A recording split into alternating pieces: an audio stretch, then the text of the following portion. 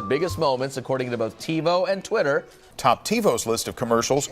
TiVo says his... Well, San Jose-based TiVo says... I want to point out, can you measure which ones were the most watched? Or can you measure which ones are the most watched? We could. TiVo actually looked at the data of live and rewound commercials, and they saw that the 3 most watched ads were all in the fourth quarter. Said it also takes into account TiVo, so people even fast-forwarding. You weren't relishing Peyton Manning.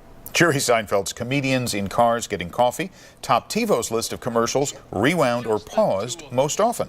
While it wasn't a product ad, the spot did promote Seinfeld's new web series. TiVo says this year's ads also contained a few surprises. Not very many people probably expected to see Bob Dylan hawking cars, right? That was a big surprise. And saw the Seahawks dominate the Broncos. Now, we now know what you watched and tweeted during yesterday's Super Bowl. Call this big data from the big game. Even though the game was decided early on, the biggest moments, according to both TiVo and Twitter, 2 Bay Area companies, was the halftime show and, of course, the commercials that aired towards the end of the game.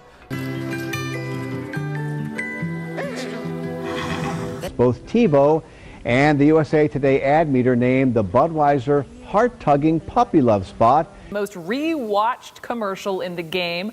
That's according to TiVo.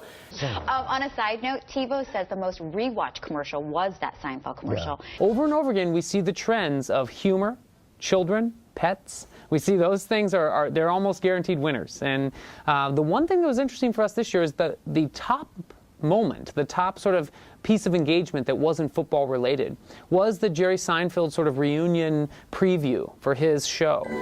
Jerry and George's return to Tom's Restaurant during the Super Bowl was TiVo's most rewatched commercial of the entire game, Which TiVo says is actually the most rewatched ad.